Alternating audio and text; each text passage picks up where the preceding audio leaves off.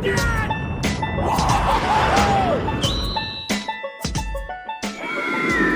up, cappers, gamblers, punters, hustlers, low baggers? Thank you for watching Sportsbook Review. This is Betting with the Bag. Happy Tuesday, November 5th to all of you. Big day. NCAA basketball is here, which means Maxwell Smart will be taking over our late show, and I can't wait to work with him on another season. I'm pumped. He's already tweeting out plays, official low bag plays, and we're going to go over the card fast and furious on the late show. So what that's going to create is not very much time for NBA and NHL. So in 19 minutes, we're going to be joined by Parlay Poppy. When he joins us, we're going to go over this big NHL card. So right now, I'm going to say what up to all these great cappers in the chat, and then we're going to break down this NBA card coming down off of another 3-0 night in NBA. Man, ROI over 35%. Feeling good, and it's covering my football losses, which never cease to end. Shout out to all the cappers in the chat. Matt Randall in the house. It's college basketball is here. We have an opening night. Dang. Super excited. Jerry Beatty in the house. Deer Slayer Ski ready to get to work.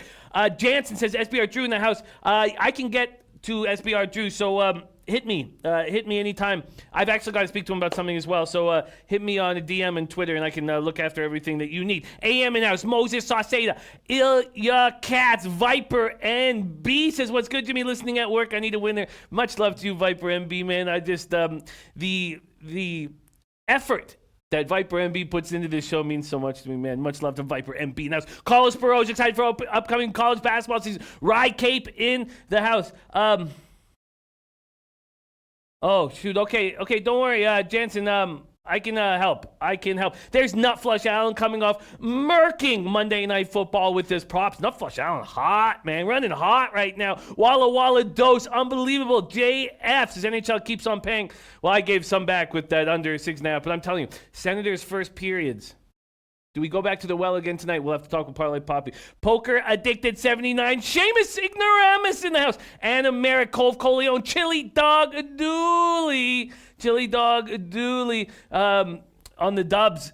Man, shout out to Guru Sports Bets. It took him on the money line as well. It was. I just feel like we're seeing things clearly in NBA with the help of a ton of experts in the chat and experts that we have coming on this show. Eric Nisbet, Daryl Newman, Cowboys minus 4.5, 14.5 plus 290. Ooh, Daryl Newman, that's beautiful. Sports Betting and Poker says Suns get it done. They're the real deal, man. Akira04. Akira cashing with that over. Great job. Akira, that over in the Rangers Senators game, and Akira was alone on the over there. Great job, Akira. Eaton, Kanaskat, Shadow, Jamile Stone says picks have sucked. What happened to you, man? Jamile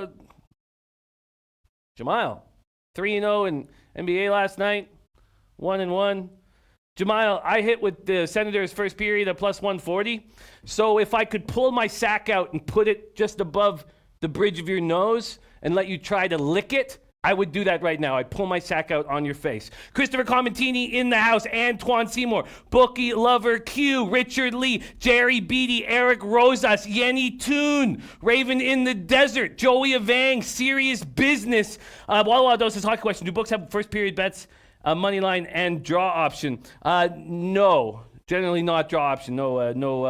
I don't remember seeing draw options. No. So if it's a draw, it's just a push. Nate the Great in the house. And America. Okay, let's get to work. Sebastian Arnold, great job on the Senators, man. Thank you. Yes, first period, big money line casher.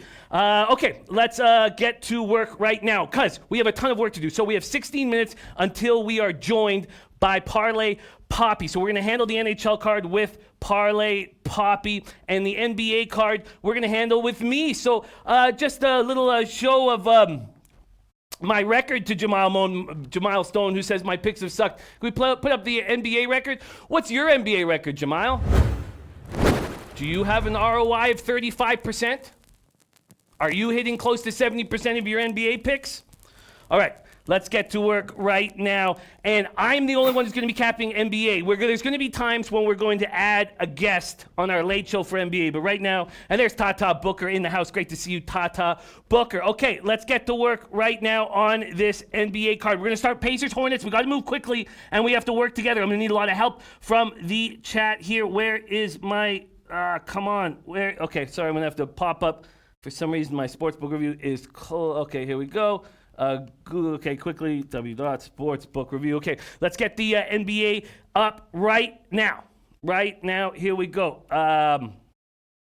Okay, and I need your guys' help in a big way. This is a teamwork. This is not me being an incredible NBA capper. I'm good, but this is us working as a team. Let's make sure I'm logged in. Okay, NBA spreads and totals. We got to work fast.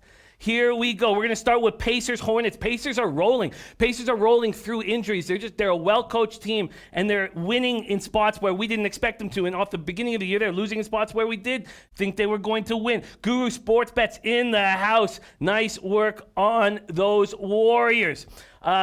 Okay, let's go. Pacers, Hornets. Pacers, Hornets.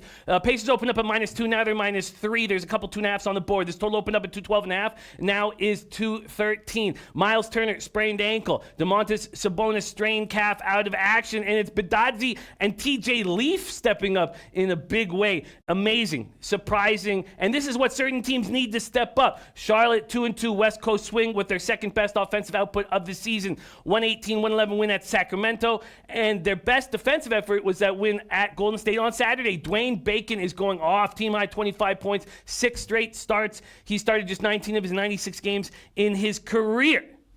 Thank you, Jansen, about that Portland. I mean, it's one thing being spot on with the capping situation, but it's another thing when you have the balls to make a move on it. You know, I didn't have a move. There's some good. It's more like Guru Sports Bets, makes a move on the Warriors and the Warriors money line. We capped it well, but we have to take it to the next level where after we cap it, we then follow through with taking the risky move. And that's something that I didn't do. Okay, let's keep rolling. Here, okay, Charlotte, Indiana. Do the Pacers keep rolling through all their injuries?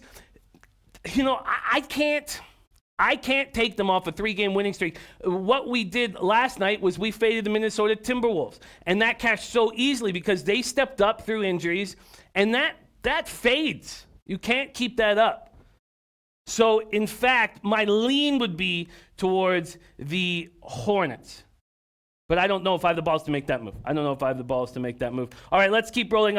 See, beautiful. I'm at 93. FCC says I'm on the under 203.5 in the Magic game. Jeff Billings, nice to see you. What a treat it is. Jeff, thank you. I love seeing these new names in the chat, man. Love it, Jeff. Thank you for joining us. Thank you for the kind words. Eric Nisbet says Orlando Magic all day. Bleds W thinking Charlotte first quarter. Enough Johnson. Thanks, Jimmy. Coming off my biggest night on props ever. I'm hoping the chat on here and the live cash them as well. Yes, great stuff. Lucky Lefty in the house says, what is Charlotte's lineup? Well, Charlotte's lineup is looking better than we expected to. Both these teams sitting at 3-3. Impressive stuff. Yeah, let's go over their depth chart right now quickly. And also, can't spend too much time on this game because we got to keep rolling. Here we go. NBA depth chart. Charlotte Hornets. We know they made the big move at point guard, which has helped both the Celtics and Charlotte. So they have Rozier at the point guard. Batum out with injury, so Malik Monk getting a lot of run with Dwayne Bacon and P.J. Washington. Miles Bridges, Marvin Williams, and then Cody Zeller there. You know what? I actually think that the move might be to back Charlotte here. Charlotte sees this as an enormous opportunity, and Indiana's just playing over their head right now with all these injuries. Turner, let's see if Turner can play tonight. Miles Turner is doubtful. I think Charlotte would be the look at this point. Nilo says Malcolm Brogdon, leading scorer with 22.5 points, 9.7 assists per game. Sabonis has another 21.8, 11.4 rebounds per game when healthy. Nilo says Indiana, without its starters, is not an elite team. Take Charlotte in the points. Lucky Lefty liking Charlotte first half. I'm very interested in Charlotte here. There's Dom Ricci in the house. Man, love it, Dom Ricci, and love your show. Light it up, man. Keep up the great work. Okay, let's move on to Celtics Cavs. Celtics open up at -5. Now they're -6. This total opened up at 213.5. Now 216. Celtics only allowing 103 points a game and not getting much distribution, 21.8 assists a game, the exact same amount of distribution that these Cavs are getting. Celtics have won 4 straight. Kemba scored 32 or more in 3 straight games. He is rolling 23 of his 33 points in the second half of that win over the Knicks. That was not an inspiring, it was an underwhelming win. Tatum puts up 24. Kevin Love for these Cavs puts up a season-high 29 points and 8 boards, but they get destroyed against Dallas on Sunday. Tristan Thompson playing well, too. There's DJ Big Boss in the house and Sportsman of the Year saying moneyline, moneyline, moneyline, Charlotte. Man, Dom Ricci, I love you so much, man. I was so thankful that you guys were all together hanging out. Scott says Charlotte sounds good to me. I'm not ready to pull the trigger on Charlotte at this point. Jeff Billings says, so far I'm 20-6 in NBA, 10-5 in hockey, 22-10 in NFL. Oh, man, Jeff, well, please help me, man. That's great words. Love seeing that, man. Love seeing that. I could understand why people look at this and see Celtics being the play here. Mr. Jocelyn liking Celtics -3. There's Lamont Williams in the house. Okay, let's keep rolling. 9 minutes, and we can go back. If we rush through a game kind of quickly here, there's only 6 on the card. We can go back. Spurs, Hawks. Trae Young, Eastern Conference Player of the Week, is out. Now they had a 4-day break. Is this given enough time for Young to come back? Possibly. Evan Turner, Achilles injury. Kevin Huerter, knee injury. John Collins, ankle injury. Are these guys all ready to come back? Let's take a quick look at these Atlanta Hawks here on their depth chart and see if any of them are able to come back. So Huerter, ready to go. And John Collins is suspended for violating the anti-drug program. This came out an hour ago? Holy shit. Wow. And Ryan Cape saying Collins suspended. Wow, Mr. Jocelyn in the house. Jenum, laugh us, ready to get to work. I have not made any yet. Wow. That's huge. How are the Hawks going to react? Wow. Unbelievable. So Alex Len is going to get all the run. Wow. I think this hurts them. Well, I mean, that's dumb. Of course it hurts them, but I don't know if they're going to step up tonight. 4-day break and no. Wow. Huge news. Trey is back, says Bleds W. Scott saying San Antonio, Atlanta lean under, probably not going to play it. Ahmed is on the Spurs 5.5. Jerry Beatty saying Miami crossing 2 time zones playing in Denver altitude. Denver first half is free money. You're probably right, Jerry. Wow, okay, I've got to take some time in to figure that out. That is a huge situation. So the Spurs are now 5.5 points, 5.5 point favorites on the road. There's Jimmy Gomez in the house. Jimmy Gomez, what up, my friend? Okay. Huge news. Let's move over to Magic Thunder. And we are going to be able to touch on these games again when Teddy Covers comes. So that's another little bright spot for us. Orlando, OKC. OKC opening up at 3, now 2.5. These Thunder put it together against New Orleans. Shai is playing very well, 23 points. 6 players were in double-digit scoring. Steven Adams still dealing with that knee injury, and man, Hamidou Diallo stepped up in a big way. Gallinari, 4 of 6 of 3 from 3 in that game. Chris Paul, 15 season best, 9 assists. Look at this Magic team averaging an NBA worst 93.5 points per game, 39.7% shooting from the field. Awful. Vucevic puts up 24 in that 4-point loss to Denver. Gordon adds 21. And Fultz has not looked good as the starting point guard. Will he ever start looking good is the question. Bleds W says, I like the Spurs with Trey back there. Spencer Hicks in the house. Spencer says, does Collins out mean under could be the play? Hawks definitely missing points. I don't know if that's the case because I'd rather have Collins in the lane defending than Alex Len. Wow. Antoine Seymour, are you going with the Heat? Because you said Hess there. You're backing the Heat. Lucky Lefty, our guy Sportsman of the Year, says don't sleep on the Thunder. But I think you're actually getting value with this Magic team right now in this rut because you know they're going to start shooting better. But Fultz is not the right piece, and DJ Augustine's got to get the run of the ball at point guard. How long are we going to wait for Fultz? Okay, so I would have to say, yes, I don't want to sleep on the Thunder, but the Magic need their first road win. And Abdebet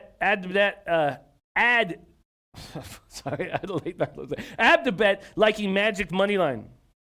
And Scott's already on that under. You know, both teams are not scoring and not getting distribution.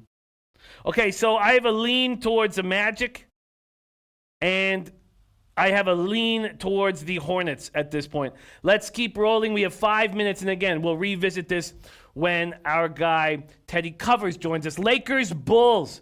Lakers open as 6.5-point favorites. There's 7.5 at Bovada. This total opens up at 212. Already shot up to 215.5 or 216. Lakers 5 straight wins now, 5-1 on the season. Howard coming off the bench and looking good. 6.8 points a game, 8.2 boards. Davis 28.5 points, 11.5 boards per game. James 11.2 assists a game. He leads the league.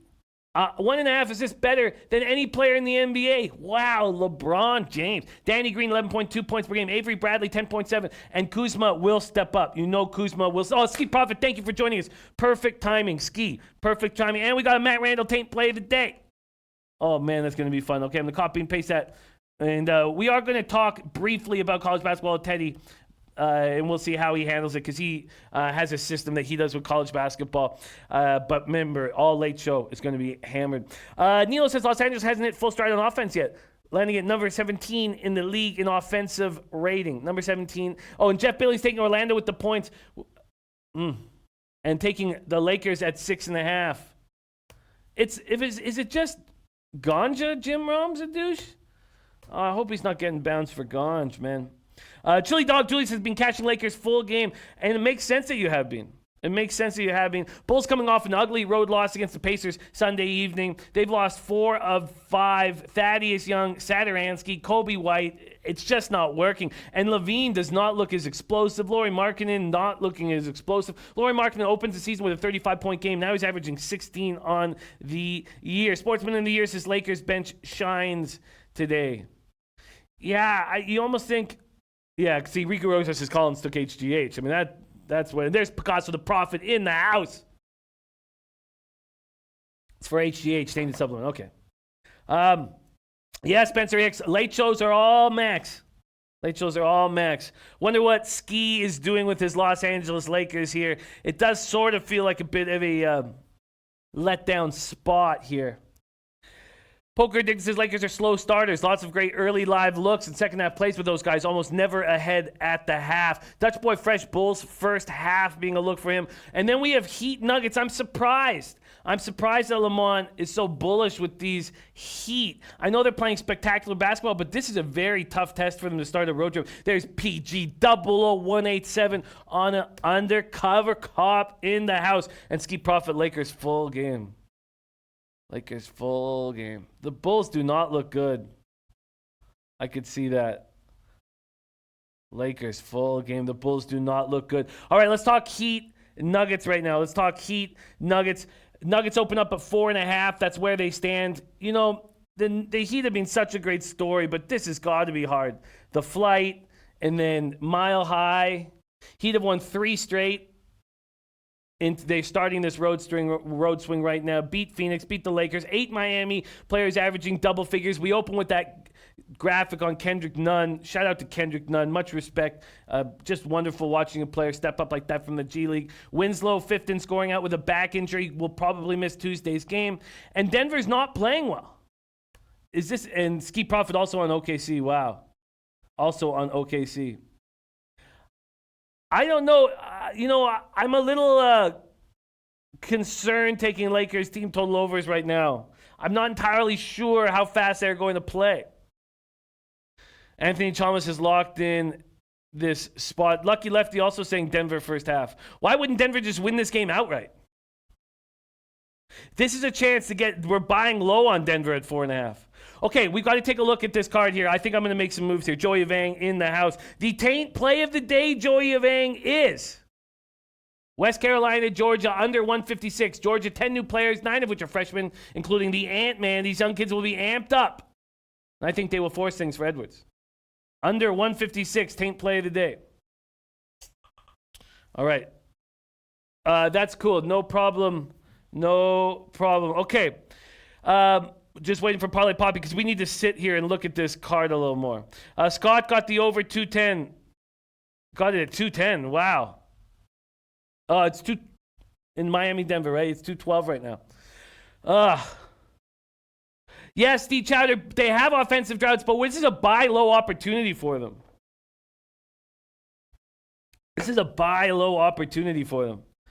Ethan Payson says, does anyone have any looks on the Baylor game that starts in 40 minutes? And I I don't want to lead us in the wrong direction. I'm letting Max take control. There's Paco Healy in the house. Back in the saddle with Corey. Let's make some money. Shout out to Paco Healy. All right.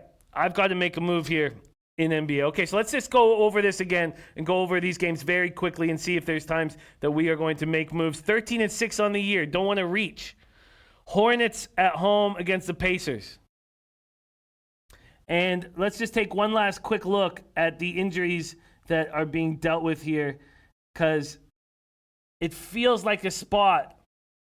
It feels like a spot where we can get these Hornets excited to be at home against the Pacers. But do we want to back this Hornets team ever? Rozier, Monk, Bacon, PJ Washington, Bridges, Cody Zeller. And then these Pacers dealing with injuries. So Turner likely out. Sabonis, questionable. Unable to practice yesterday. He will be traveling with the team. Turner won't make the trip. God, you got to think this is the spot. Much love to you, Alex Ramirez, my friend. We haven't broken down the NHL card yet. Jamal says this is a perfect game and team for LeBum and the Lakers to flex their muscles. Team total over all day. Ooh, okay. I think it's time to follow through with these Hornets.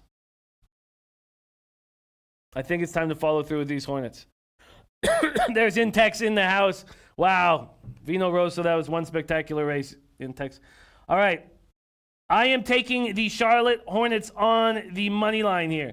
The Charlotte Hornets on the money line. I'm getting plus 140. Plus 140. That's my first look on this NBA card.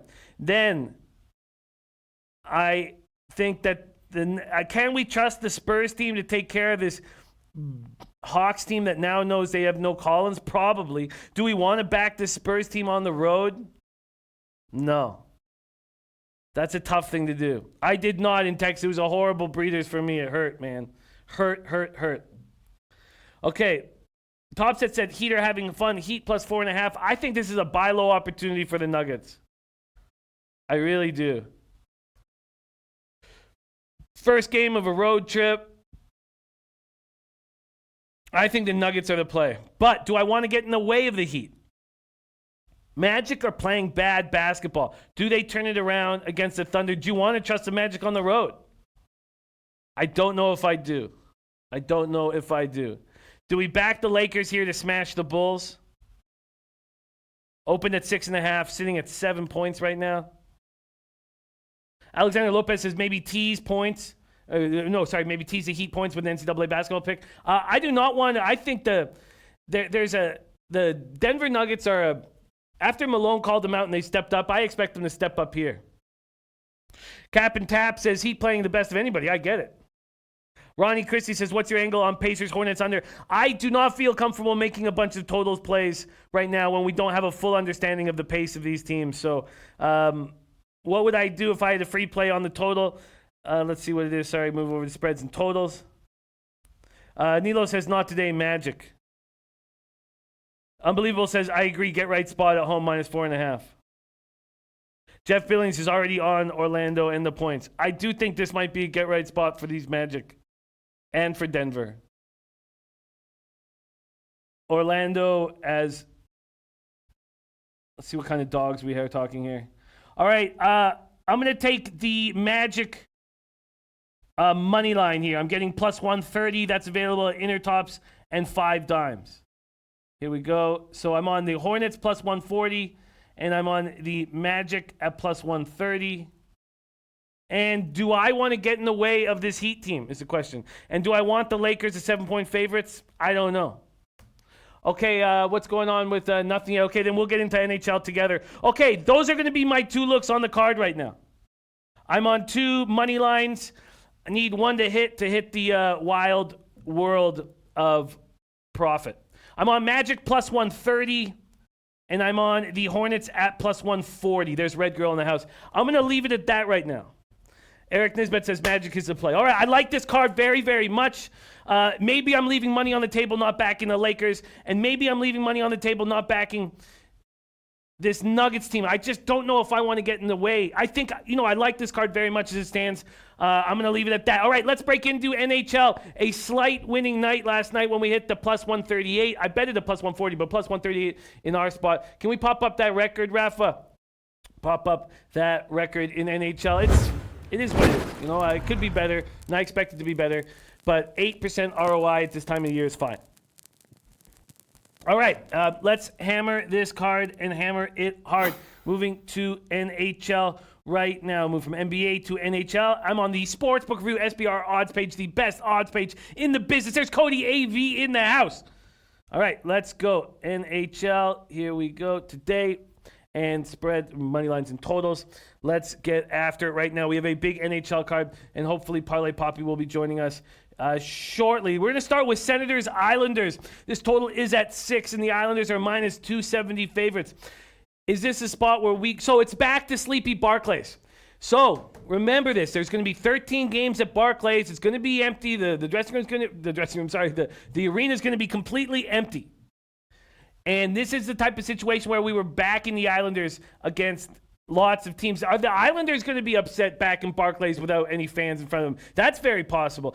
Jansen says, is Tavares back? Yes, I'm expecting Tavares to be back. Alex Daly backing these Islanders. Nilo's saying Ottawa first period. I'm not afraid to go back to that well. Ronnie Christie says Islanders are on pure fire, but what will change going from Nassau, where it's packed, to Barclays, where it's empty? They're looking for their second longest winning streak in franchise history, a 15-game streak between January 21st and February 20th. They're 5-0 during that winning streak at Nassau, 6-2 on the season, and now they're at Barclays. Thank you, Scott. Yeah, it felt good to hit that. Senators didn't score more than 5 goals in any of their first 12 games. They put up 6 last night. Oh, I wonder if the Senators early is a look that we should take advantage of. In Sleepy Barclays, I don't want to go up against the Islanders, but you've got to feel like this could be a letdown spot for them.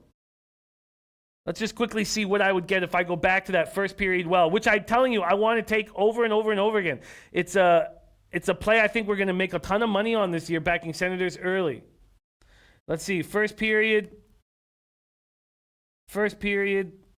is not out. The first period lines aren't out. Okay, so I can make this decision throughout the day. Don't have to force it right now. Jay Scott says Ottawa first was a crazy fun hit down to the wire on a 5-on-3 power play. Nice call to me. Yeah, it was. And Cody AV says, how about them Nuggets, Jimmy? Loving this run. What is your expectation of them, Cody? Because we got them playing again tonight. And Nick Allegretti says Ottawa Bruins left a lot on the ice last night, hangover games. And Mally Mal says, don't take no damn Ottawa. Hey, put $280 in my pocket taking them first period yesterday, Mally Mal. And I have no problem going back to the well with the first period play on the Senators. I really think the Islanders are going to hate being back at Barclays. Okay, let's move on to Hurricanes, Flyers. Jerry Beatty, we'll get to that game. I got to keep everything in order right now because I have pages and pages of notes. So let's just keep this in order. Oh, I do have first period money line. Here we go. First period money line. Okay, here we go. Plus 182, plus 185, which means this is that spot where maybe do we get a plus line on the plus a half? No. Okay, so we're not going to do that. Ethan Payson in the house says, why do you want to back Sens early? Just because I truly see people thinking, oh, the Sens, what a trash team. They're not going to get up for these games against the Ottawa Senators. They're not. And they're not going to get up for games in Ottawa. I think this is going to work on the road and at home. I think this is an angle that's going to cash for us all year. And I think they're going to come out flying. Okay, I'm on Senators first period. We're going right back to the well. Senators first period. And I'm getting plus 185 at BetOnline and Bovada. Plus 185. We're going right back to the well. This makes so much sense to me. And I think we hammer this all year long. All year long. Jamal Stone on the Ottawa team total under. Mally Mouse says Grice won't let anything in. Grice is playing very well. There's no doubt about it. Okay, let's keep rolling along. Hurricanes, Flyers. Let's go to money lines and totals. We have 20 minutes. We got to work quickly here. 20 minutes. We got to work quickly here. Jeff Billion says, how about the Maple Leafs first period and take the 1.5 points? We are going to, and Black Rogue says, I agree, Jimmy, that's a money angle. And Nilo says, I'll play that today.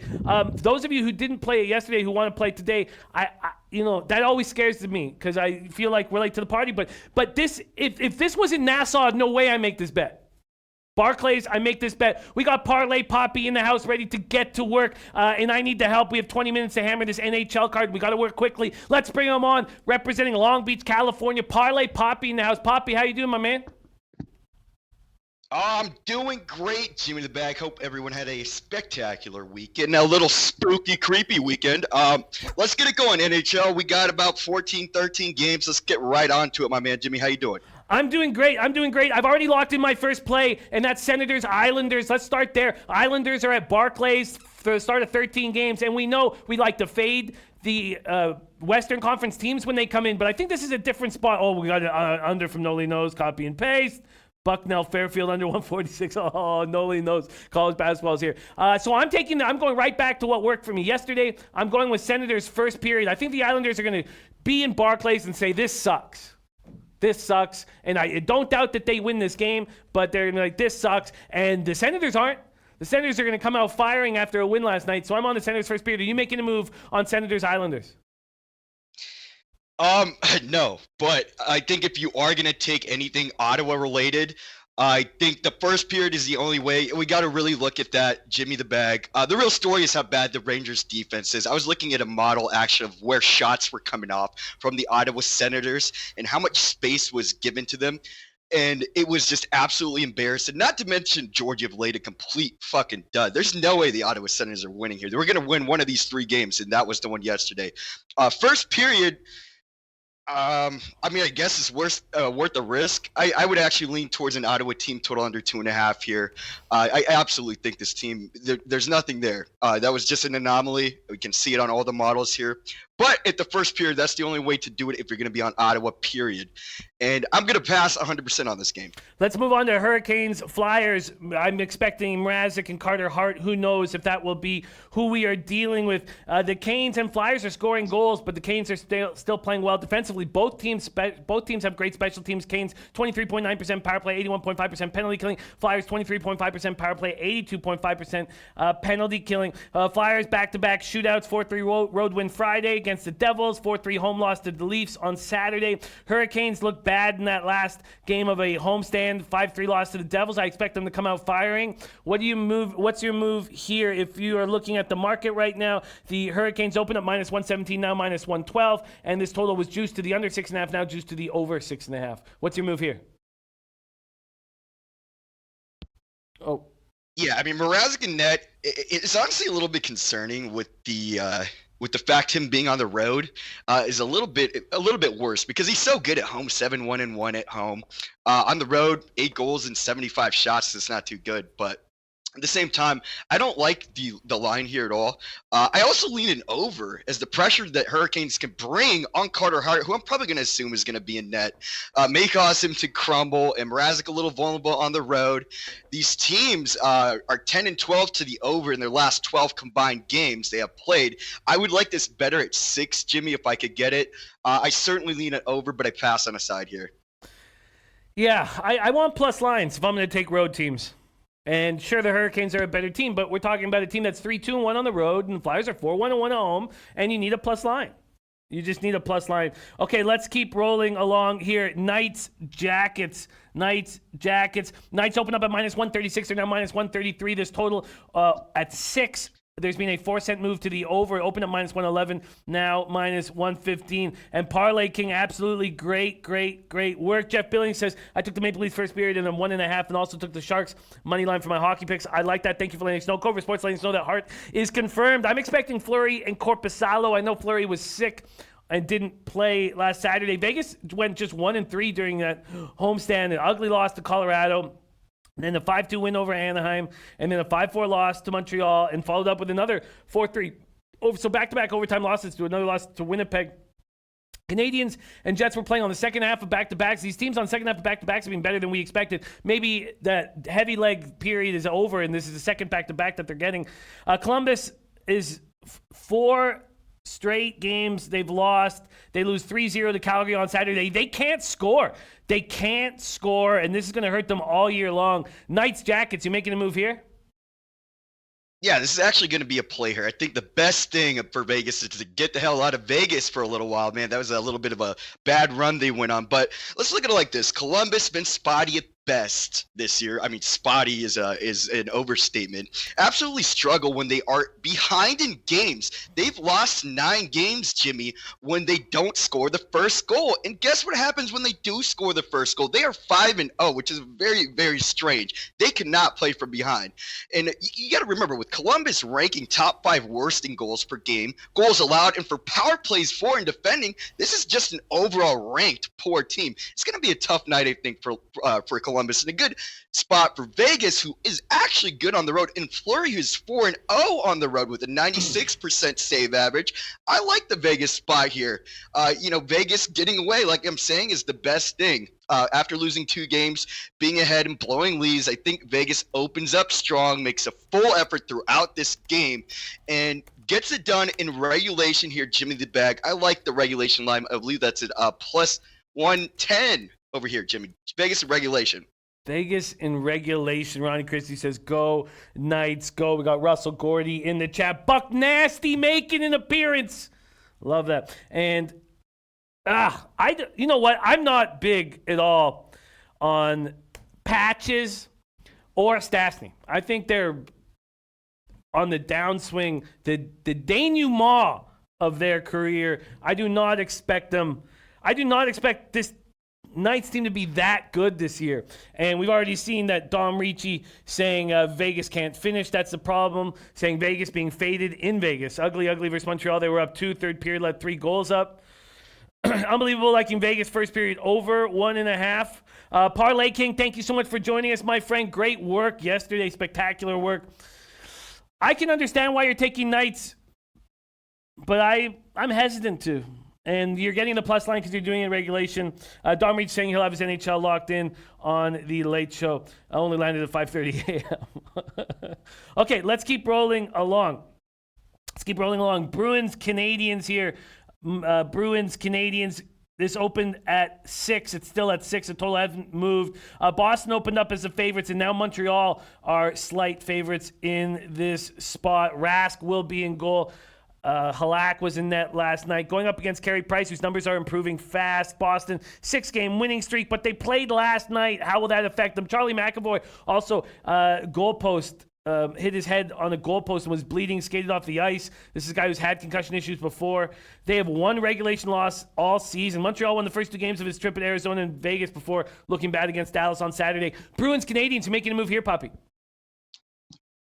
Well, look at it like this. For a team that absolutely has dominated this historical rivalry in the last 10 games, 8 of 2 for Boston, I think they may be in for a little bit of a tough spot, especially blowing the lead late last night. They got absolutely annihilated in the second quarter. There was giant stretches where the Penguins were in complete control of that game, and they rally at the end to win 5-4, and then they get the empty net, of course, to get the 6-4 game.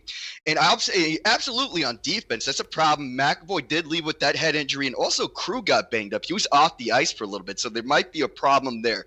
I mean, this line for anybody who's just looking at hockey real quick, minus 110. Come on, let's go Boston. But, the amazing record in play for Boston's undeniable. But the fact is, with last night's game, with guys getting banged up on the D-line, and with that actually being a pretty it looked like Pittsburgh was actually in pretty much control of that entire game, despite, giving up some more goals. They were out shooting them, outworking Boston. And this Montreal team is very pesky. And we know that Boston will show up for this game. This is one of these rivalries. This is a rivalry in all sports, right? Boston, Montreal. And I don't know. It's tough to back Montreal 0-5 in their last 5 against Boston. One of the league's worst power play defenses in Montreal, and we got Boston, whose first line is absolutely, to me, the best in the NHL. That first line is absolutely wild. So despite this kind of almost making me want to take the Canadians, all this stuff I'm saying, it's almost counterintuitive, but it's a show-up game for both teams. And the price at minus 110, I can't do it. I would like to have some more value here with the Canadians against this hot Boston team, who I know still is going to show up today. I think this really is a coin flippy game that I'm laying off. That's a great breakdown. I agree completely. Let's move on to Kings Leafs here. Leafs open up as minus 223 and now minus 228. Man, Johnny 1T coming back. Tavares going to be back in the lineup. That makes me want to take the Kings. That makes me want to take the Kings right now. I love fading teams when their star comes back. He was expected to play Saturday. They decided to give Tavares more time. Kings coming off beating the Blackhawks 4-3 at LA. So that's a long flight. Maple Leafs not look good this year, coming off that shootout win over the Flyers on Saturday night. Astute Chaos, yes, you did, but I'll go over it. And actually, we're going to talk to Teddy about it when he comes on, so you'll get a tiny bit more. Man, this line's telling me take the Kings. Quick versus Anderson, how you handling Kings Leafs? Oh man, the Kings. Good news for Toronto, I guess, with Tavares planning on being the lineup. That's not confirmed. Muzzin planning on returning tonight. That's going to be interesting, because that's his former squad, right? LA, and then we know that Drew Doughty guy is just a king harasser pest. I wonder how he's going to be treating this Muzzin over here after they played for so long. I mean, anyways, I think Toronto looks to continue a winning trend. Having lost 4 of the last 6, which should be motivated by a very, very terrible LA Kings team who's actually had their number in recent years, the Kings versus Toronto. Anderson and net been decent. But, this team as a whole really just needs to protect that goaltender more. So the defensive lines, it just doesn't work out. Too many goals per game. I can't blame it all on Anderson. When Hutchinson's in net, that's a different story. But the offense is always working in Toronto. And there's really not much for me to say about these Kings in this spot. We got guys returning on Toronto. The Kings with Quick and net, 1-4 on the road, 5.0 goals against. We know that's inflated because some of these games it gets blown up for like 8 goals. But with them getting annihilated last week and this Kings team on the road, winning against I don't know, Jimmy the Bag. I don't think there's a way that I think it's even appropriate to take the Kings here, regardless of what the line's saying. I think if anything, maybe siding with the Kings and over might be in play because we know how vulnerable Toronto can be on the defensive end of things. And we know that Quick is just fucking a disaster.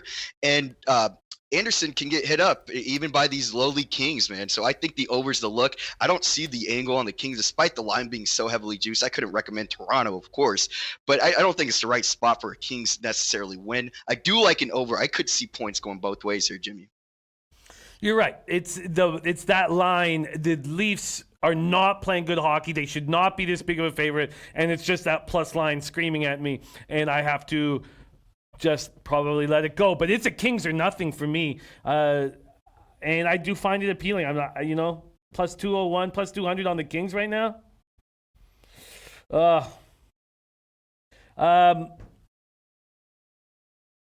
don't know. If Tavares and Muzzin weren't there, I think that would change up the way that they play. So I could see that Kings being maybe a look if that wasn't the case. But we do have those guys returning. I think that's going to be vital for this Toronto team to get re-inspired, to get back into winning ways here. You're right. I'm just going to stay off it at this point. Ronnie Christie saying don't do it. I'm not going to pull the trigger right now. That will need more time and more thought. Let's move on to Devils Jets here. Devils Jets. Jets open up at minus 134. They're now minus 128. I'm very curious when the Jets are going to be a team that we're going to find value with. But man, now that Jack Hughes is on this Devils power play and first line, they're going to start scoring. They're going to start scoring on the power play, and it goes the same way with the Canucks. Now that Quinn Hughes is hurt, I think our power play, the Canucks power play, will slow down. This total at 6.5. It's was open at minus 108. It's now minus 114. So a 6-cent move to the over. Jets going for their 3rd straight win. Line A came back Saturday after missing 2 games with a lower body injury. He's playing well. 6 one-goal wins. And they've been held to 3 goals or fewer in 9 games so far, and that's because they lose all those defensemen. And remember that the defensemen are such a big part of your offense because you need that Chris Pronger outlet breakout pass that made him a Hall of Famer. Devils begin their trip with a 5-3 win over the Hurricanes. Subban scored the tie-breaking goal. They need to get him off. Jack Hughes scored a power play goal. This power play's rolling. They did not score a power play goal in 18 chances during their first 6 games. They're now 7 for 29, and Hughes has 3 of those goals. Expect offense from the Devils. Maybe do we expect offense here, but I hate those 6.5s. I don't like going over them. Parlay Poppy, Devils Jets. Honestly, Jimmy, not really too much on this game. Winnipeg looking a little better. We still see the obvious blue line problems, and now hosting this Devils team with a good win over Hurricanes, and that plus buck price, if somebody got on that. But to me, with Line A and Lowry back in the lineup, leans towards the Jets. But at the same time, this team is so unreliable. It's so bipolar game to game.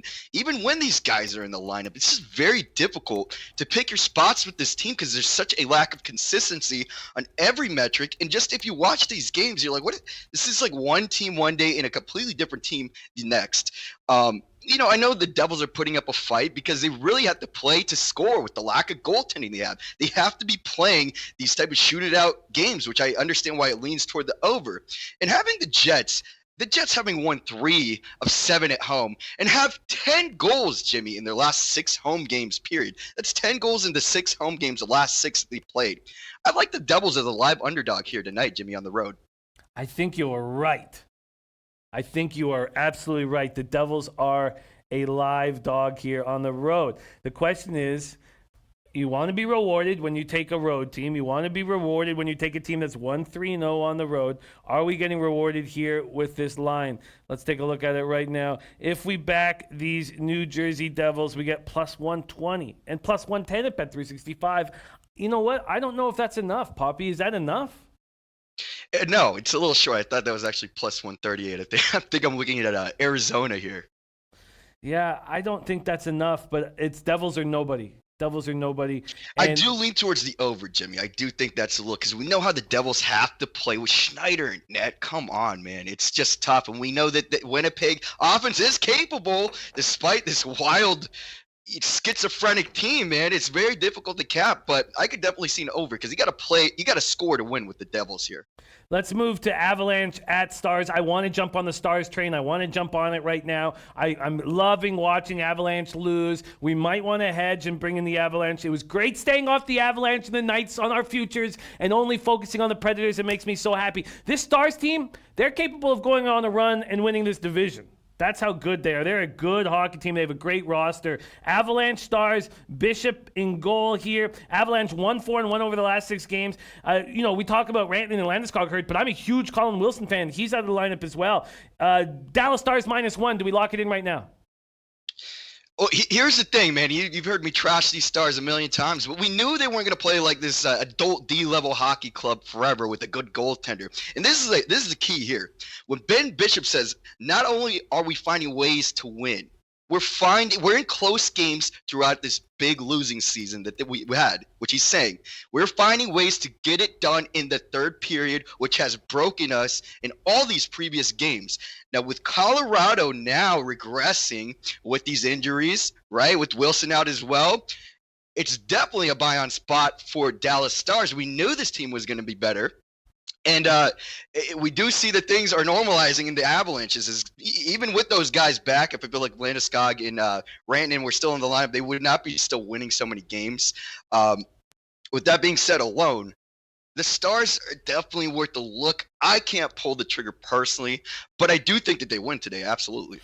Richie Rich, the spectacular NHL capper, says, be careful of fading Colorado here. I'm not. I'm going to be bullish on the Stars. I said this, remember, a week and a half, 2 weeks ago, I was like, man, these Stars are going to go on a run. They've done exactly that. They're just playing good hockey. I'm going to lock in the -1 line. While I'm doing that, Coyotes, Flames, Ranta, Riddick, Flames off a season-long 5-game road trip. Coyotes on the second half of a back-to-back after winning in overtime last night. Break that game down while I line shop here for my -1. Poppy, Coyotes, Flames. Right. Arizona back-to-back with the win versus the Oilers last night. These guys are definitely the real deal. With so many questions, I myself included, if they're capable of actually winning as a whole. We've known this has been a stellar team in the last few years on defense and goaltending. Now they're getting scoring. And frankly, this line is ridiculous at -155 for Calgary. I don't understand. But Ranta may be in net, and he did get punished by these Flames. 6 goals and 26 allowed shots last year, and it's kind of 2-2 on the year so far. Definitely not the better goaltender of these two Arizona guys. But Calgary, right? We talked about them regressing towards the mean and being a better team with some of the metrics we were looking at last week on the show. And, they started doing a little bit better. And when Cam Talbot is in the net, this is a what the fuck trade. What I don't get. Why is this dude on this team? Guys, 1-3s. What is this situation? Why him? Why not experiment with something else? I mean, he's known for not being that dope. And now we got who's suspended? Luch is suspended. Man, this guy is gonna have some trouble. Although he only has 3 assists, he is out. This guy has like 3 suspensions, like 6 fines. This guy's out of control sometimes. But, and he's with Calgary. We do have British in net, who we want to back with the Flames, 4-0-1 at home. Overall, looking pretty good. What's appealing to me is the Arizona being on the back-to-back. I'm not a huge buyer on the Flames specifically right now, but this team or this line for the Flames is inappropriate. I feel like the market is not putting the Coyotes where they need to be and not favoring taxing a winning team to back winning teams, despite them being on the road here. And I think at plus 138, that's a live look, Jimmy the Bag. So I'm going to take a little bit more time to see if that's an actual play, but I definitely lean the Coyotes here tonight. I get it. I'm not going to get in the way of the Coyotes, and I don't want to back a team on the second half of a back-to-back this time of year, although we've been seeing them succeed. We've got to move very fast here, very fast, Poppy. Blues, Canucks, Binnington, Markstrom, the Canucks, Pettersson rolling, 20 points, 12 games. Besser, 5 goals, 4 assists last 5 games. Horvat playing so well. Depth in the top 6 forwards, but now we have no Ferland, no Mott, and no Quinn Hughes. And Ferland will be dealing with concussion issues all year. No Tarasenko, he's going to be out for the regular season. Blaze has stepped up in that line with Shen and Schwartz. O'Reilly, Perron, Shen, all playing well. Blues, Canucks here. You making a move, Poppy? Yeah, real quick so we can get through this next game. I really wanted to back St. Louis at this price on the road, but with the way Vancouver, despite the injury here, has been so dominant in net at home, offensively at home, and Binnington, who actually is not looking that good on the road this year, I believe 2-3 with the .899 save percentage. He's vulnerable on the road, and I think I have the team that is actually consistently scoring and keeping goals out of net in the Vancouver Canucks. That's the only way to lean for me here. Yeah, I want to fade Vancouver so badly. But I just don't want to get in the way of this train. Blame Canada, Jimmy. Blame Canada. I just don't want to get in the way of this train. So I'm not going to do anything with that game yet. Really quickly, Wild Ducks here. Wild Ducks. Ducks open up at minus 137. They're at minus 118. A big move towards the Wild. And it made sense at that opening line to back the Wild. I do not trust the Ducks, but they are 6-1-1 at home. And probably not a team we want to fade at home. Wild have lost 3 straight. They've lost 4 of their past 5 games after we thought maybe they got it together after wins against the Canadiens and the Oilers. Are you making a move here? Yeah, this is going to be a play. Long story short, the only time I want to back these Ducks is at home versus bad teams. The Wilds are 1-8 on the road. And this is the thought from the coach coming in this Boudreau, who I think is probably on the way out. He says, if we play as solid as we did 8 periods out of the last 9, maybe some puck luck will go out. Maybe we'll get lucky to get some goals. That's what your coach is saying? We're not talking about the entire offense and your goaltender who's a fucking problem right now? Get out of here, man. I got the Ducks who are 6-2 at home.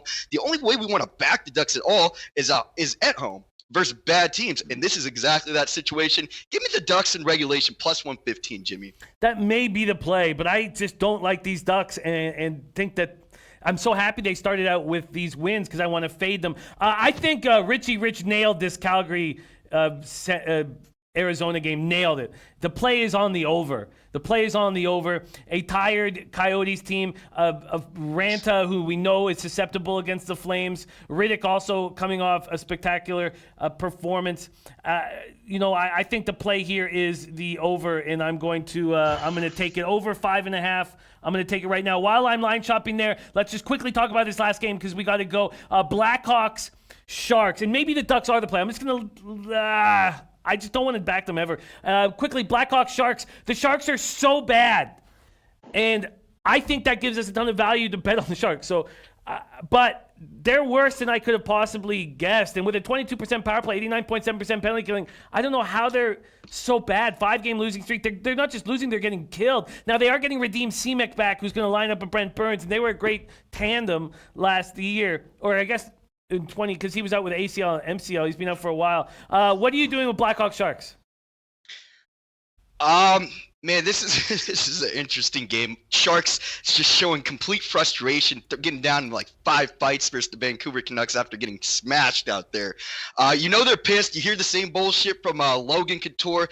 Our team, we just need to play better. Blah, blah, blah. We're trying so hard. We got to own it. Blah. Who cares, dude? Get it together. You guys got to figure this out. Your goaltenders both suck. You guys got to be outscoring everybody to win so far. And that's the whole idea here. This game should be nuts.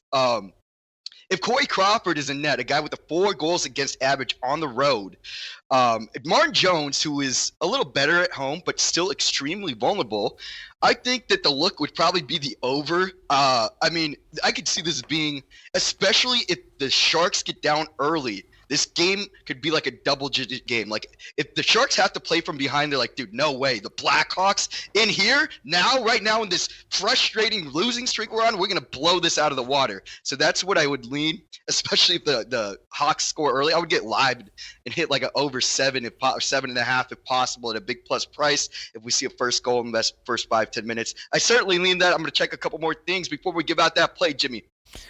Yeah, I would like to back the Sharks. Richie Rich doing it. It's a big balls move, but I need to see something from them. And maybe we see it here, and then I'll start backing them. But I'm going to wait till I see it.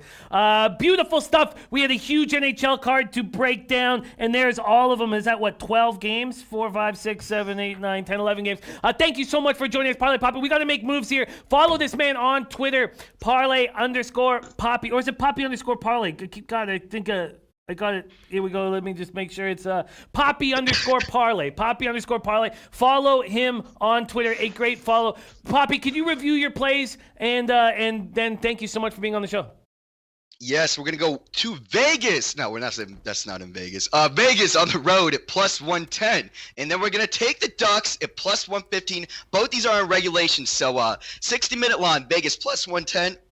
And then we're going to do the Ducks at home to take care of these terrible Wild here at plus 115. Regulation on both. Always find me at Poppy_Parlay. Let's get it popping. Win those bets. Peace out. I'll see you tomorrow. Bye-bye. There he is, Parlay Poppy in the house. So quickly, we're going to bring in our guy Teddy Covers right now, but these are my NHL looks. Senators first period plus 185.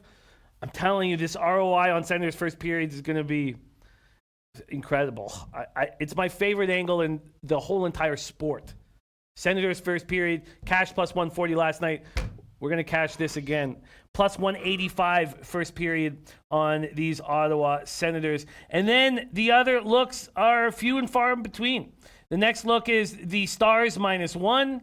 And then I'm on the Coyotes Flames over 5.5. I love that breakdown from Richie Rich. And I have interest in the Sharks, but I've just got those 3 plays. All right, let's bring in Teddy Covers right now. Teddy, my man, coming to us live from Las Vegas. Thank you so much for joining us. How are you doing today? I'm doing pretty good, Jimmy. How about yourself, man? You ready? Oh. You see that college hoops card for today? Hello. Welcome to college basketball season. We have tip-off in 2 minutes. 2 minutes. What's that? Is that Baylor in Central Arkansas or something? Yeah, it's popping off right now. They were asking about that spot, and I've not broken it down. Do you have any feel on this spot, Central Arkansas, Baylor? None whatsoever. Let me tell you what I do for college hoops, because I know that people are expecting a lot of college hoops information out of me, and they'll get it, but not yet. Not day one. One thing that happened this time of year is insane. All right. I consider November to be the moral equivalent of finals week, where you finish one thing, you move on to the next. And that's the way this month is. And it's okay. We prep for it. We're rested and ready. We're good to go. But we're not going to try to build Rome in a day when it comes to college basketball. And being that the attention has been on college football, NFL, NBA, you're working NHL, what we do in a college basketball season, we ease in. We just ease into it. We're paying attention to the results. I'm not looking. And the people that focus exclusively on college hoops, now's the time to clean up. Absolutely. There will be mispriced teams. But in order to do that, you have to devote your life to college hoops, which is something that I can't do right now. So what I do, my whole approach to college basketball is watch, listen, learn. Thanksgiving comes, we start going nuts, because we'll have a whole bunch of teams that'll be mispriced off of those Thanksgiving tournaments. And we come back from Thanksgiving and we start making money in college hoops. We expect to make money right away. The first couple of weeks, I'll do my best to give you guys whatever info I have. But in terms of my plays, few to none. When something stands out, if someone's like, hey, if I notice a team I want to ride, I notice a totals trend I'm going on, that'll be something I'll look at the first 3 weeks of the season. Other than that, we really look post-Thanksgiving. I love December. I love December college hoops because the markets overreact to everything, and there's lots of money to be made betting against some of those overreactions. So short term, I got very little for you in college hoops. What I have, of course, we got it. We got the blue ribbon guide. We got all the other stuff. We got the VSIN guide. We have all the guides that we need to have.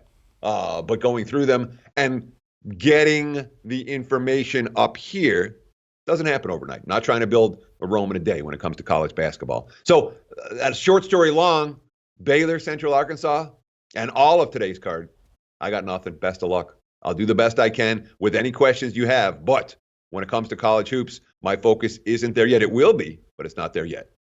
Yeah, it's so important to bite off what you can chew and not stretch yourself in a spot where you don't have enough study done to make moves, and when you say things, people follow. And so I completely understand that, and look forward to everything that you offer us at all times. And we have so much on our plate right now. We have Max Smart hammering this whole basketball card on the Late Show too, so we're covered. Sweet. And can't wait till you jump in college basketball. But let's get into NBA first, Teddy. Because a lot of people are talking about this huge. There's two huge games in college basketball today. We have Kansas, Duke, and then of course we have the Michigan State game, Michigan State, Kentucky. Do you have any feel at all on these top teams? I have my powering numbers for those two games. Absolutely. My powering number for Kansas Duke is a pick'em, which says there's value on Duke at the current price at plus 2.5. My number on Michigan State Kentucky came 4.5.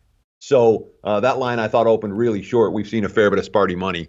I don't know that I would want to lay 3, even though my number's 4.5.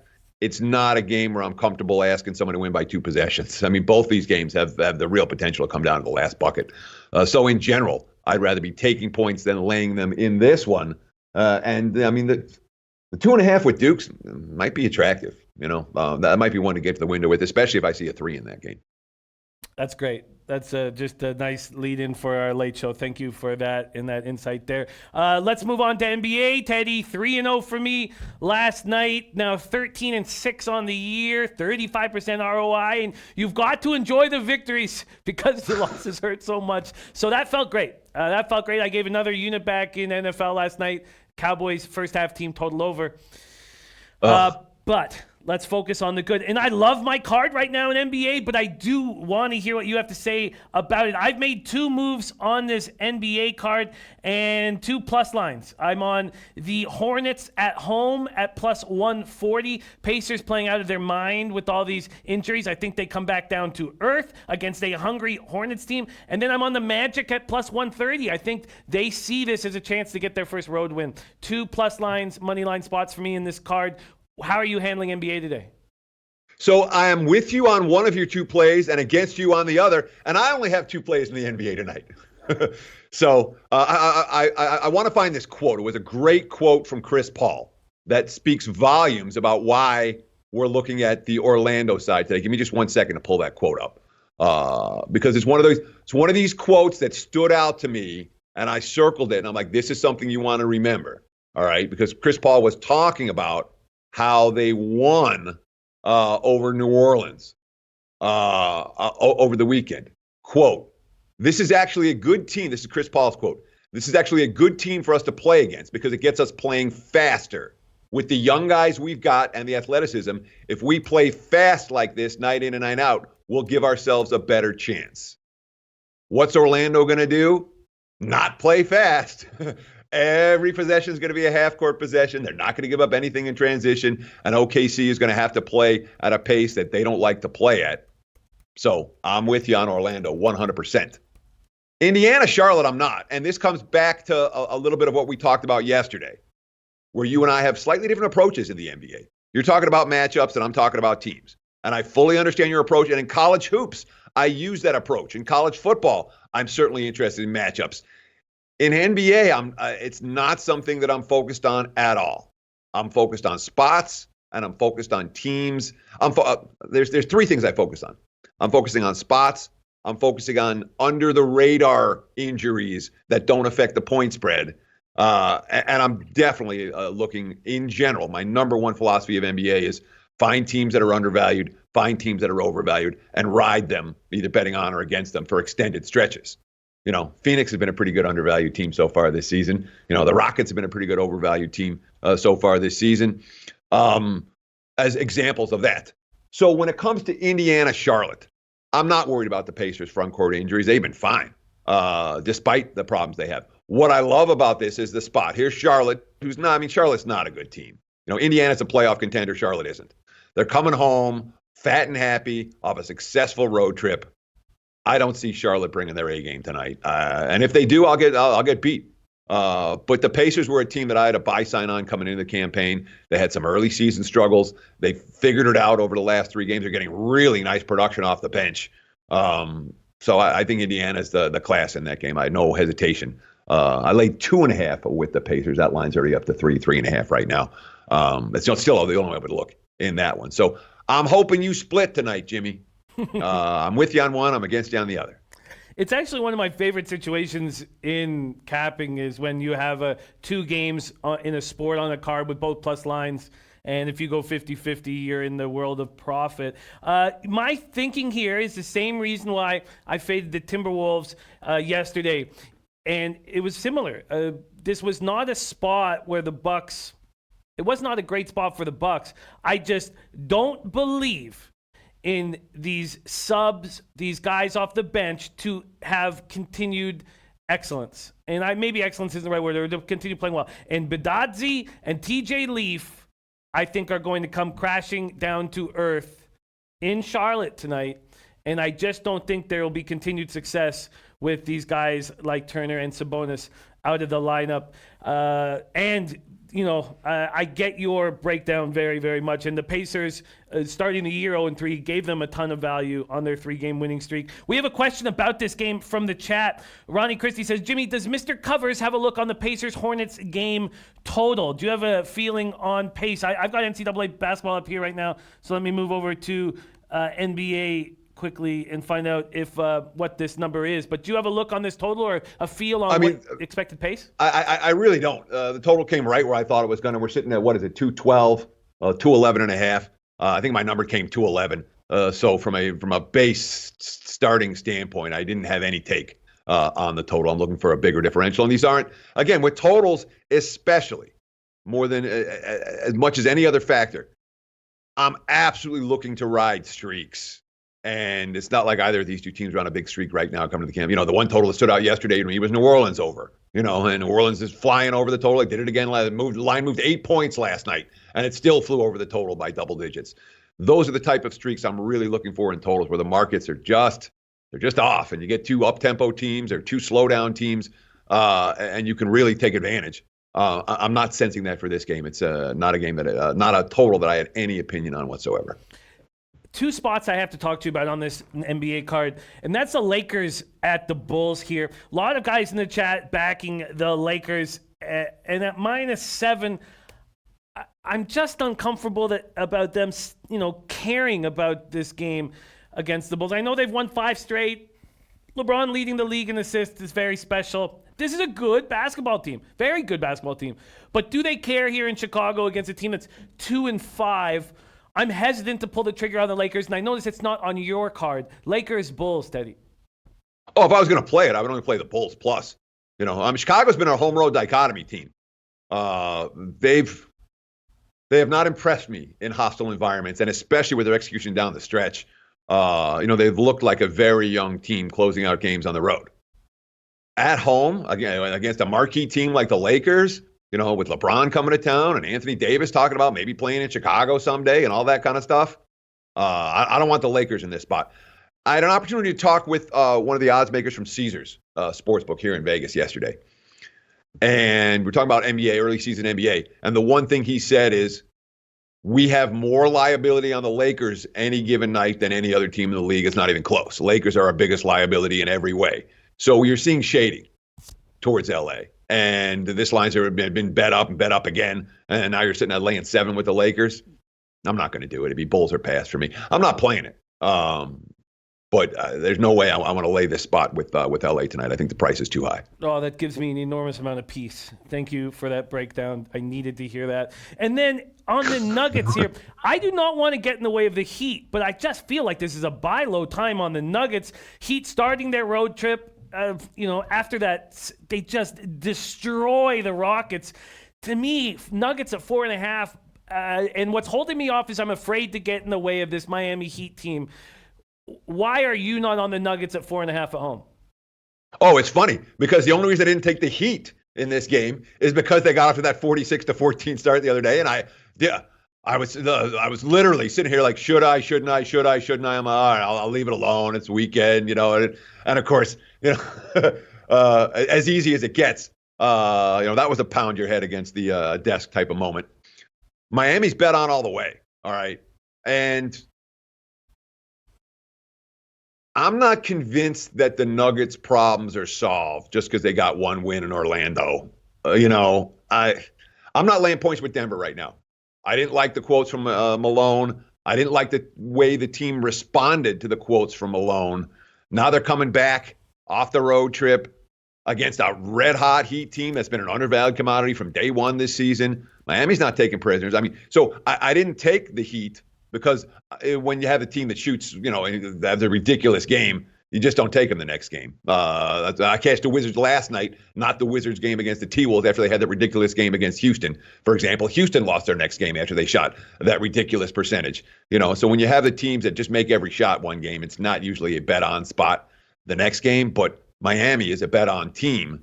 Denver is not. And that's the way I would look in a game like this one. You didn't bring up the one that came closest to almost making my card. That's, of course, Spurs-Hawks, if you want to talk that.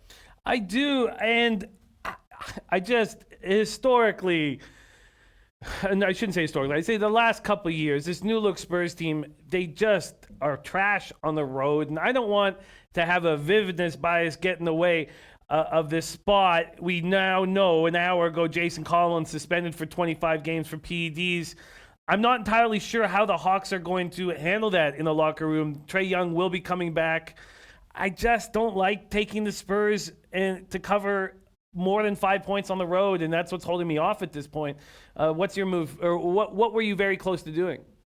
I was very close to taking the Spurs, and then the Collins suspension was announced, and the line skyrocketed. The line I was 4. Yeah, I'll lay 4, and Trae Young coming back tonight. And just as the markets always get the first game without the star players wrong, they get the first game with the star player back in the lineup wrong, especially when it's a point guard, and especially when he's going to go hold the ball. And so as the money was trickling in on Atlanta, I'm like, San Antonio's cheap. And they're not cheap anymore. So that was the issue. All that said, Spurs off a loss. I think there's some bet on potential in that situation in general. And again, that first game with the star back for Atlanta is not one that I was all excited about taking the price with. And that's a Hawks team. They're missing a lot of key pieces. Herter's not right yet.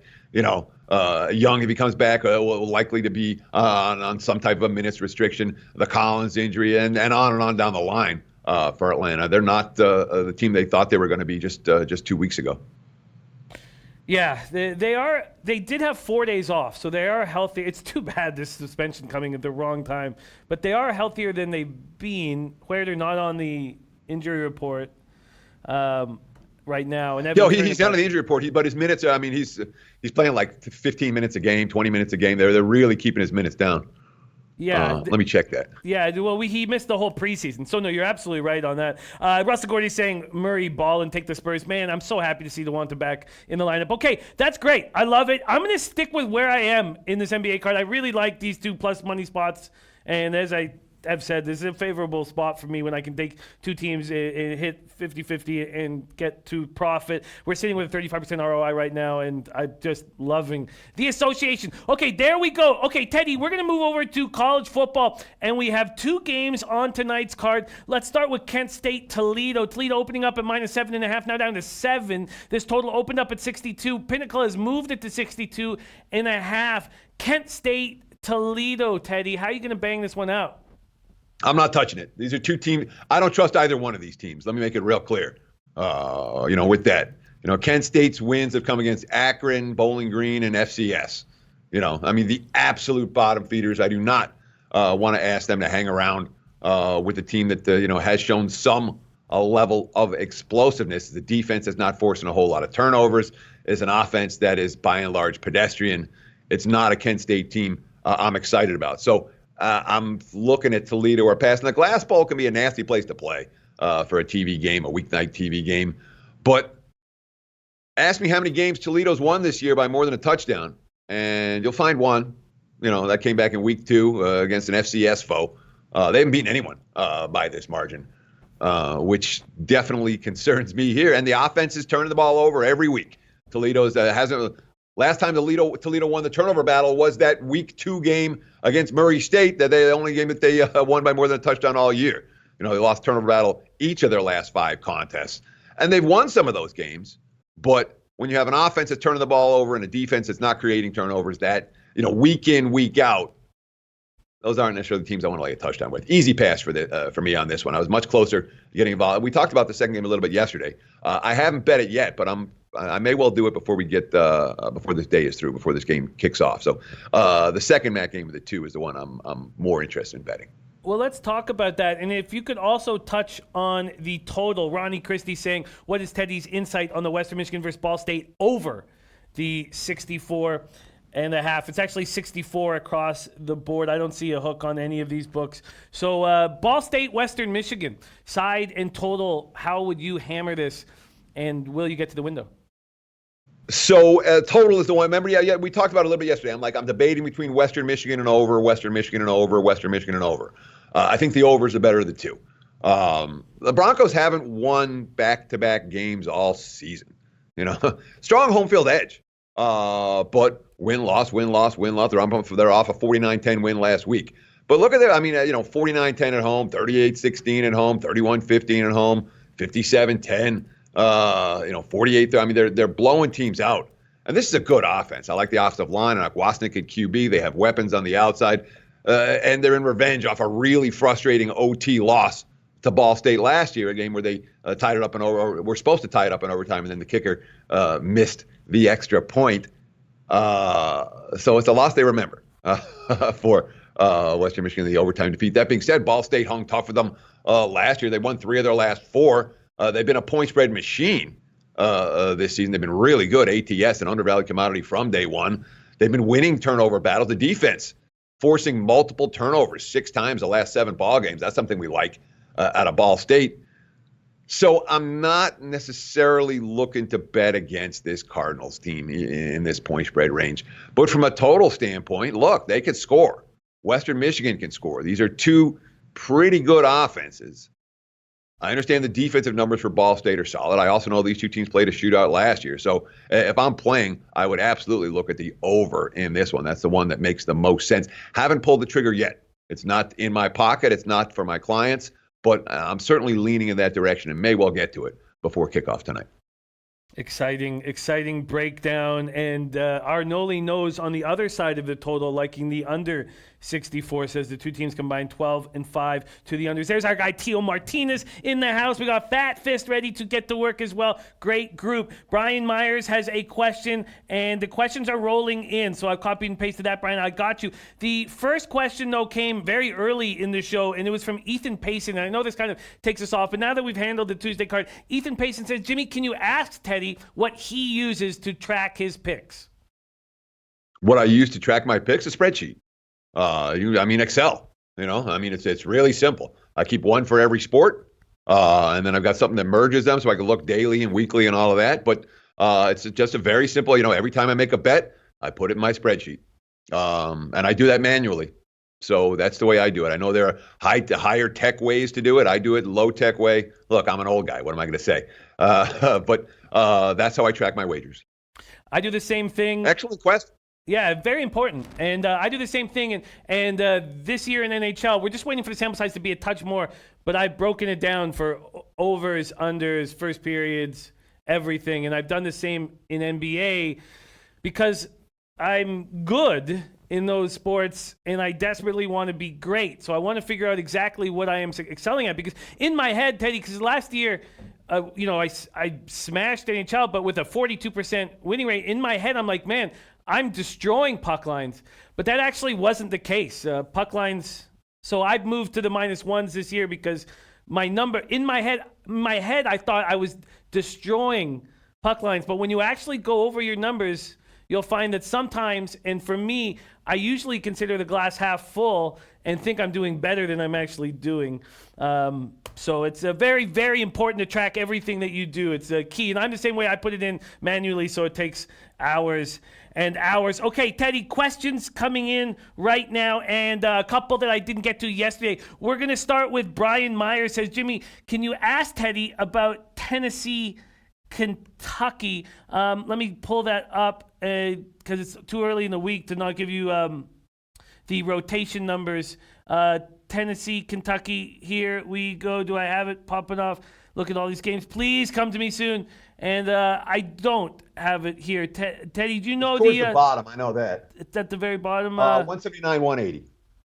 Okay, there we go. Perfect. Have you broken down this spot, and are you interested in total or side? It's not anything that jumped off the page at me on a Monday. But I mean, I'm not excited about either one of these two teams, to be perfectly honest. Of the two, I guess I'm less excited about Kentucky at this stage of the campaign. But that doesn't make me say, all right, well, I'm going to get to the window with Tennessee here. Tennessee has won 3 of their last 4. All right. But they've been at 350 yards of offense or less, 3 times during that span. Last week against UAB was as much about turnovers as any other factor, which they're going to have a turnover edge against the Blazers. And Kentucky, they finally got off the schneid with the win over Missouri. And now at 4-4, I mean, it's a huge game for them at home. It's really a huge game for both these two teams. I like Kentucky's defense more than Tennessee's. I do, but they're so pedestrian on offense. It's not a game that jumped off the page at me earlier in the week, and not anything that I've done a whole lot of work on just yet. Okay, the next question from Brian Myers has to do with rotation number 199-200, bottom of the card, San Jose State, Hawaii. It opened at 76.5, now at 77. And Brian Myers is asking what you think about taking the over, the very high over in Hawaii, San Jose State. I sure as hell wouldn't take the under. Look at Hawaii's last 4 games: 59-37, 56-26, 45-31, 41-38. That's Hawaii football. They're going to gain 500. They're going to give up 500 every week. It's what they do. The offense is potent. The offense should be able to move the football against that San Jose defense. Defensively, Hawaii is, on a good day, they're mediocre. On a bad day, they get lit up by QBs like Love. I worry a little bit about how San Jose responds after kind of having Boise on the rope a little bit last week and kind of letting them get away, and then letting that game. It wasn't a sweat at the end if you had San Jose, but it certainly wasn't as easy as it looked early. But I worry about how they respond this time around. I do lean Hawaii. I do lean over in this one. Leaning Hawaii and leaning over. Moses Saucedo gave us the over on yesterday's card. From yesterday, Teddy gave us Temple, Oregon State, Wake Forest, Illinois, and you were close to getting to the window with Minnesota and Iowa. Did you end up getting to the window with either Minnesota or Iowa? I haven't bet either one yet. There's no reason to. We haven't seen any buyback. What I did was bet Illinois too soon, and I'm really mad at myself for that. Kicking myself in the really, when you're missing a key number like 14, that kind of annoys you. It kind of annoys me. So wasn't happy with that. But I have not pulled yet on. I expect to pull on Minnesota. We've already seen 7s. Maybe I'll see a 7.5. I'm not in a rush. And I do expect to pull the trigger on Iowa as well. But at 9.5, again, there's no rush. The market's moving. The markets aren't crashing on the Hawkeyes yet. So I do expect to have both of those in my pocket before kickoff on Saturday. I have not bet either one yet. And that leads us into Major Tom. So because he's saying, what do you think of Illinois at this number against Sparty? And clearly he likes it. He thinks that, I'm baffled. I'm absolutely baffled by where this Sparty money. Maybe Michigan State's, maybe Illinois just can't move the football against this defense. That's possible. And Sparty will wear them down, and the Illini are fat and happy and all of that. But, I understand that Michigan State has played 3 really good defenses in a row. And now they got a little bit extra time. I still don't believe in that offense.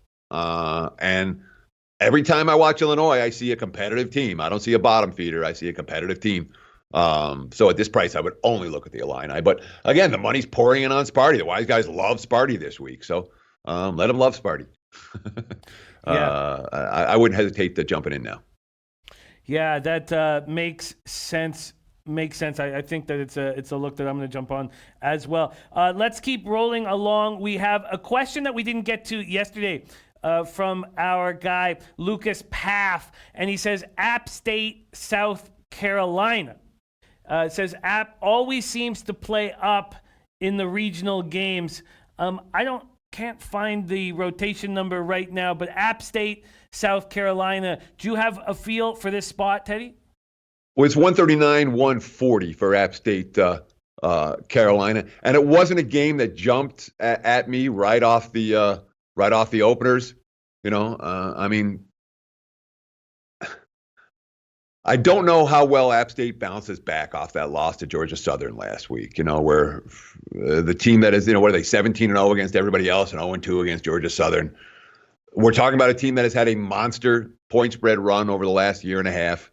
We're talking about a team that hasn't turned the ball over 3 times in their last 4 ball games. So what I'm saying with all this is that a lot of things have gone right for App State, and I'm not convinced that they're being priced appropriately in the markets right here. So the question is, for me, it's a South Carolina or pass type of situation. I just need to know what the Gamecocks are interested in, because it's not like there's a huge sandwich spot, but they do have A&M coming up next. And I'm going to need to know if they're interested before I get involved with the Gamecocks. But South Carolina is the way I would look here. I would think that South Carolina is going to have some success against that pedestrian App State offense. I don't see the Mountaineers putting up points in bunches here. Pinnacle has just moved Texas Tech, rotation number 123, 124 to -3. So bookmaker at 1.5. The other books at 2. We know they're going to follow suit if Pinnacle moves it. There we go. 5 dimes just moved it to 2.5 as I spoke.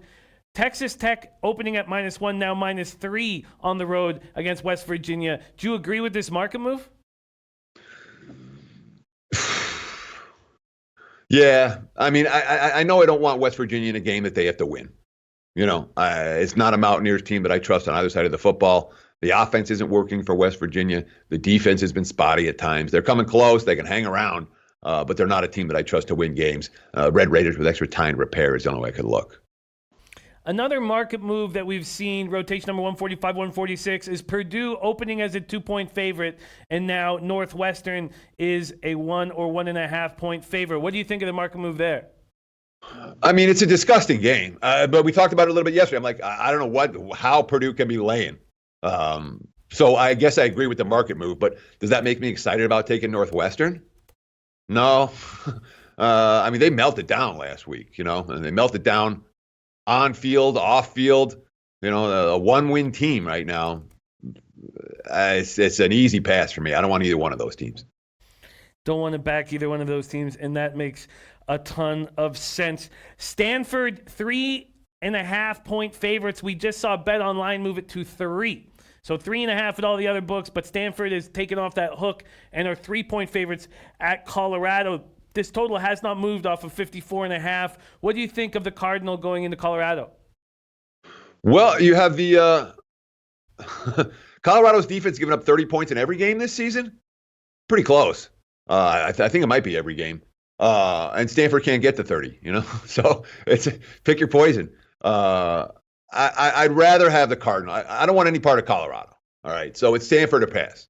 I mean, a priori. And Stanford with extra time to repair. Colorado's beat down. And we saw it last week. And the defense actually fought in that game against UCLA. But as we get into November, it's a disappointing team with a disappointing season. They don't have a defense. I only want Stanford in this one. That's the only way I would look. Okay, there we have it. And we'll be doing a lot more of this college football card throughout the week. What an exciting time to be a handicapper right now. Teddy covers. So we are going to find out more about Minnesota and Iowa to Teddy's card, but it's sitting with Temple, Oregon State, Wake Forest, and Illinois. And in NBA, we have 2 looks from Teddy as well. He's with me on the Magic. Did you take the Magic on the money line or the points? I took plus the points. You took plus the points, okay. And then we are heads up in, oh, sorry, that's the November 4th card. We are heads up in the Charlotte spot. I'm on Charlotte's money line, and Teddy is backing the Pacers. Teddy, what a treat, and what a fun time of year, and it's just so exciting. So we have NCAA football, NCAA basketball. Check us on the Late Show, because Maxwell Smart will be breaking down this entire card. Teddy covers, what a treat. Follow this man on Twitter, Teddy_covers, and have a great, great Tuesday. Teddy, thanks for joining us and sharing all your hard work. Hey, thank you, Jimmy. I always have a good time on it. You know, it's the low baggers and the feeling on this show is second to none. I'll tell you that flat out. So I really appreciate you guys. I really appreciate the opportunity, and we'll see y'all tomorrow. And for everything that we want to work, either you win or I win this Charlotte, Indiana stuff. None of this Pacers by a point or 2 and we both lose. That's really going to piss me off if we're talking about this tomorrow. Yeah, you're right. You're absolutely right. That's the worst case scenario by far. Much love to you, Teddy. Have a great day, my friend.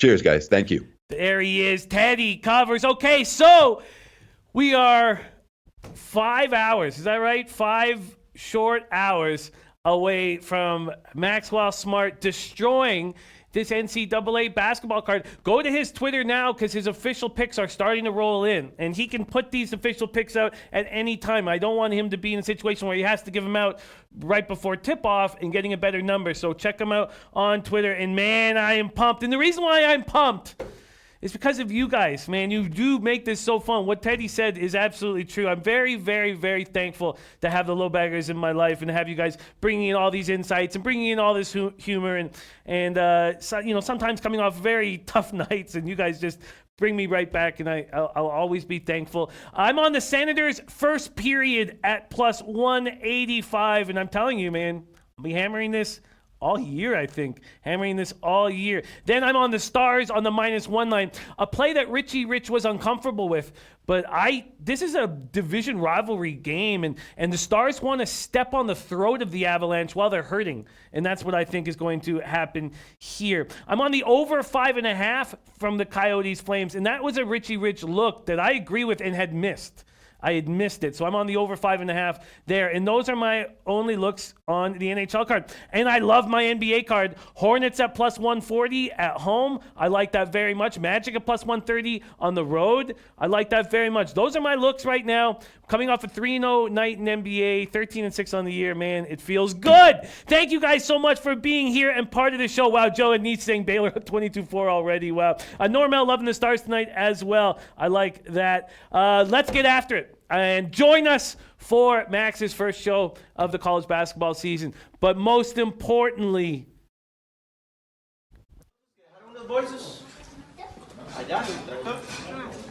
Leche, Elos Bookmakers.